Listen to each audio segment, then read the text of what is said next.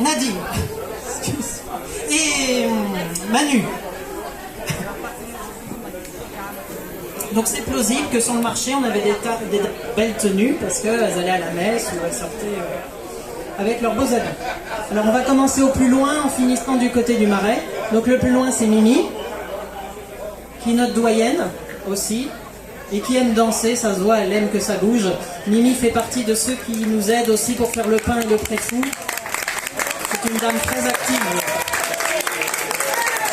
Elle fait ses costumes et elle refait les coiffes aussi, c'est elle qui nous aide à tuyauter les bonnets ruchés, donc elle a plein de choses à son actif, cette petite dame.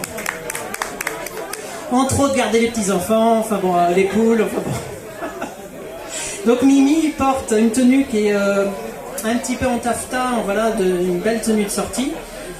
Fin 19e, on est sur 1880-90, et porte une coiffe qu'on appelle la canette, qui était portée sur Aigrefeuille, de Nice et La Rochelle, jusqu'à Surgères et jusqu'à Courson. Il y a eu la grande et la petite canette. Et Mimi a d'ailleurs une très belle épingle dans le fond de la coiffe, qui est un signe de richesse. Voilà. Merci, donc c'est la plus loin. Après, nous avons la cabanière, qui peut être loin aussi. Donc c'est Nadine. À Nadine, les costumes vendéens, puisqu'elle porte la cabanière, donc les gens qui habitaient donc des maisons qu'on appelait des cabanes dans le Marais mouillé, contrairement aux bourrines du côté de Challans. Sur un côté gauche de la rive de la Sèvre, on l'appelle donc la cabanière parce que les gens s'appelaient des cabaniers et des cabanières. Donc la coiffe est très volumineuse sous Napoléon et s'est réduite pour devenir la cabanière. C'est le dernier modèle, donc jusqu'après la guerre de 14, on a vu même des mariages où en Vendée, les jeunes filles portaient encore la coiffe dans les années 20.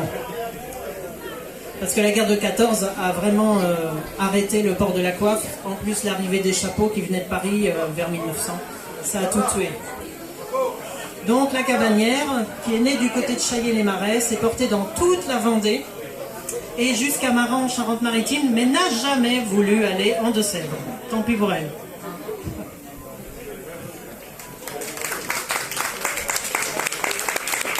Après Bessie, on a Brigitte, qui porte la peau-rôde, donc la même que Claire, mais qui est la version brodée, celle de cérémonie.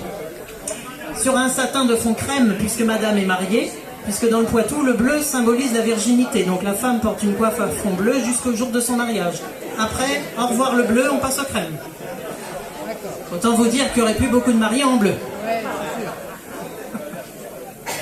merci Brigitte. Donc ça c'est le Marais mouillé, c'est tout Niort, Fontenay-le-Comte, tout le Marais. Pas vraiment la Charente-Maritime, Vendée, Deux-Sèvres. Et on finit par Monique, on te finira aussi. Enfin, on te finira, c'est une façon de parler. Donc Monique porte un costume pareil, 1880-90, donc assez aisé. On voit un nombre de velours qu'il y a aux manches et à la jupe, dans un tissu broché, brillant. Et porte un ancien modèle de coiffe qui s'est beaucoup porté à Saint-Hilaire, a été abandonné au profit de la Saint-Antoine, qu'on appelle le ramponneau. Avec la particularité d'une grande cornette qui fait 1,50 m et qu'il faut tout replier dessus pour que ça loge. C'est un ancien modèle qui a été abandonné au profit de la Saint-Antoine. Vous avez vu tout à l'heure Eudoxie avec la version de tous les jours, celle-ci est la version de cérémonie avec un nœud broché. Et dans le Marais mouillé, les nœuds étaient à double coque, étaient très travaillés, qu'en allant sur Niort et Mel, il devient simple. Parce que dans le Marais mouillé, nous avons été riches au 19e grâce à nos tourbières et nos tuileries, nos ventes de mojettes et de lait. Avec une robe en moire, donc c'est pareil, c'est un tissu riche, la dentelle. Voilà pour ce qui est papier d'eau.